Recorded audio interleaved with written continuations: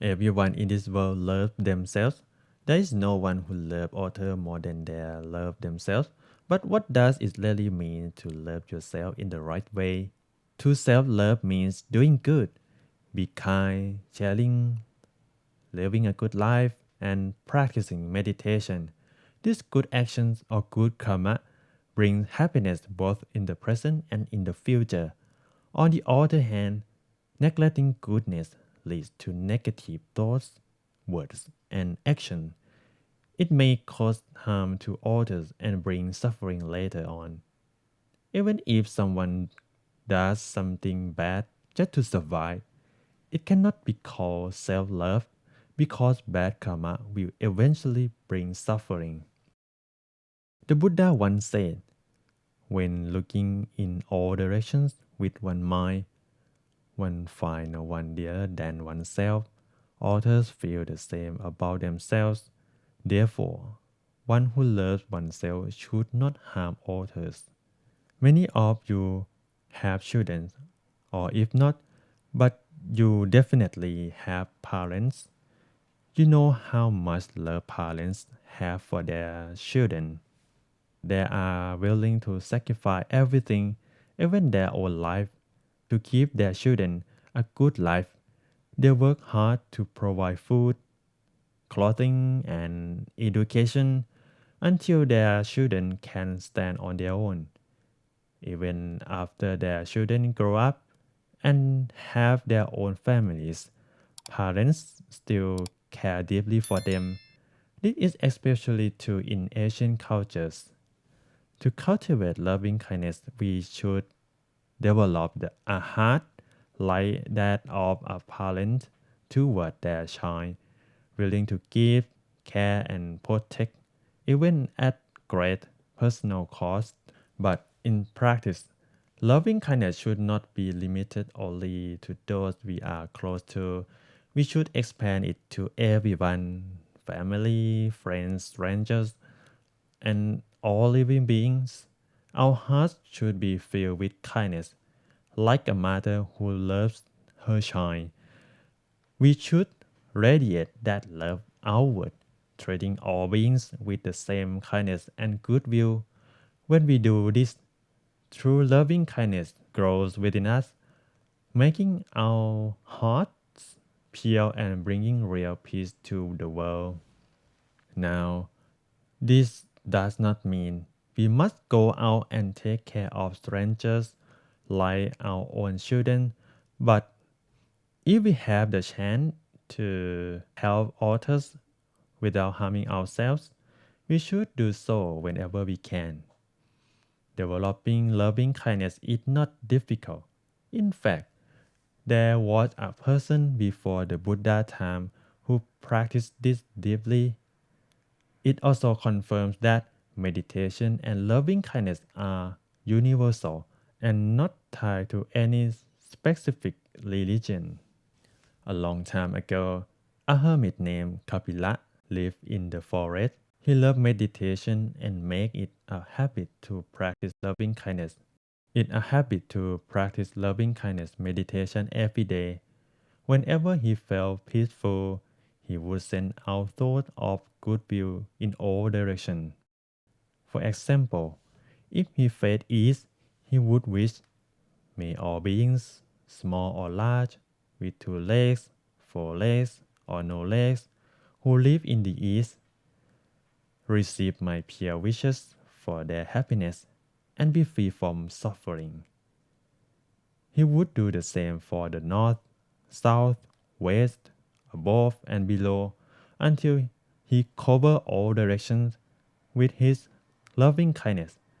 This became his daily habit, and because of it, he always slept peacefully, wake up refreshed, and rarely had bad dreams. His mind was so pure that people and even animals loved and respected him. Because of his loving energy, the forest where he lived became a peaceful place. Even nature enemies like deer and tigers live in harmony within its boundaries. When animals were about to die, they would leave the area. So There were no signs of decay or death there. The air was fresh, the land was fertile, and everything in that place flourished. Later, this very land became the famous city of Kapilavastu, the birthplace of Prince Siddhartha, who later became the Buddha. This story shows how one person loving kindness can have a huge impact, even changing the world around them. And we can do the same. If we truly practice loving kindness every day, our actions, words, and minds will become purer. Our environment will change as well. I saw a video that talked the same way of the story, but came with modern scientific studies. If you want to watch it, you can find the link in the description. Let me tell you briefly.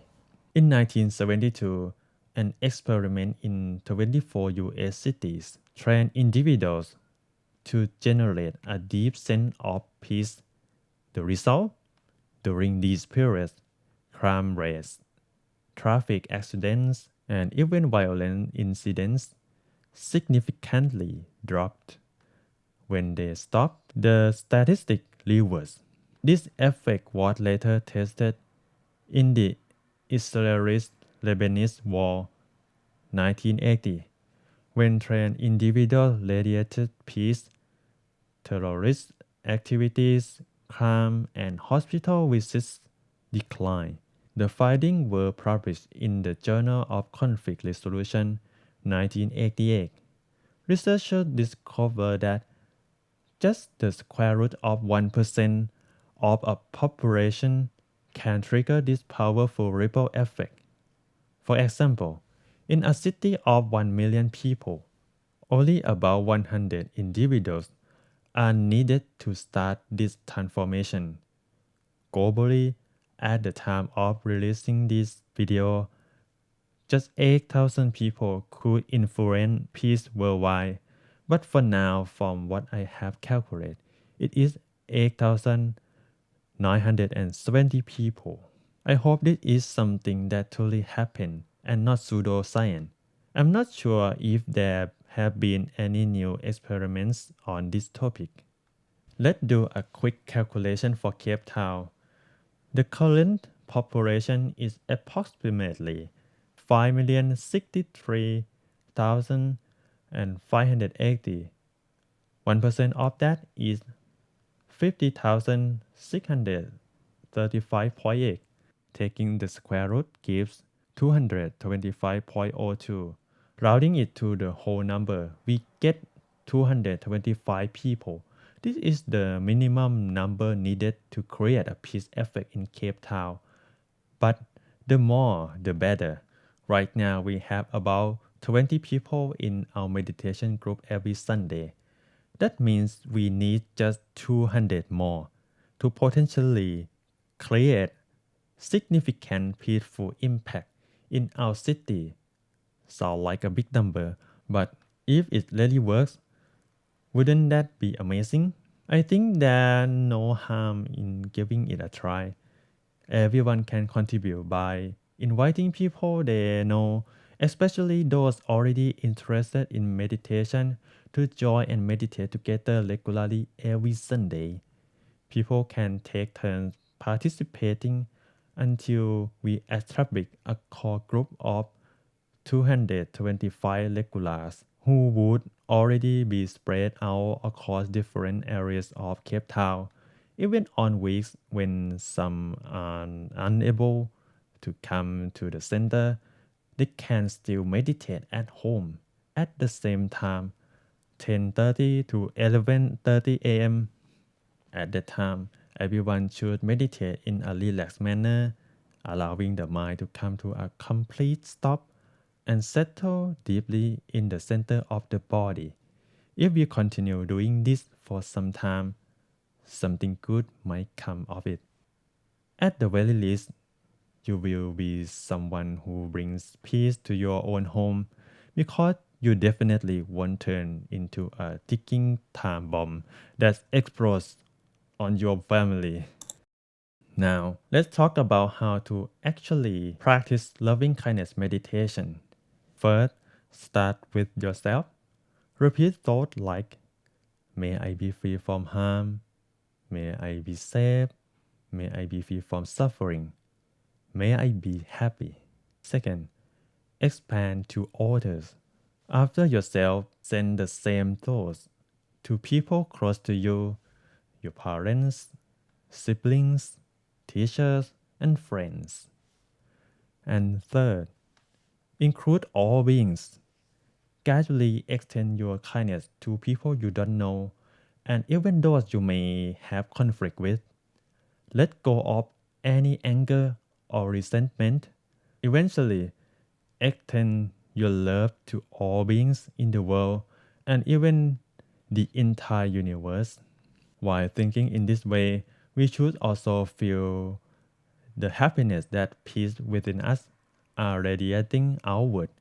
We can visualize ourselves as a clear, luminous being, expanding until we embrace the whole world, allowing the entire planet to rest within the center of our being. The 11 benefits of loving kindness. The Buddha taught that those who practice loving kindness regularly will experience 1. Sleep peacefully, 2. Wake up happily, 3. Have fewer nightmares, 4. Be loved by people, 5. Be loved by non human beings, 6. Be protected by divine beings, 7. Be safe from harm like fire, poison, and weapons. 8. Develop deep concentration easily. 9. Have a bright and radiant face. 10. Have a peaceful death. And 11. If enlightenment is not yet reached, be reborn in the heavenly realms that are called Brahma world. Loving kindness softens the heart and purifies the mind. No one can make another person pure. We must purify ourselves. If we struggle with meditation, often it is because our minds are still carrying anger, resentment, or ill will. The more we practice loving kindness, the softer, purer, and more peaceful our minds become. Meditation will become easier and we will experience deeper inner peace. This is what it means to truly love yourself, not just seek pleasure, but to cultivate kindness, peace, and goodness within. When we do this, we not only bring happiness to ourselves, but also to those around us, to all living beings, and even to the environment. Loving kindness has the power to change the world, so let's commit to practicing it every day, making it a habit, and see the positive changes unfold in our life and in the world around us.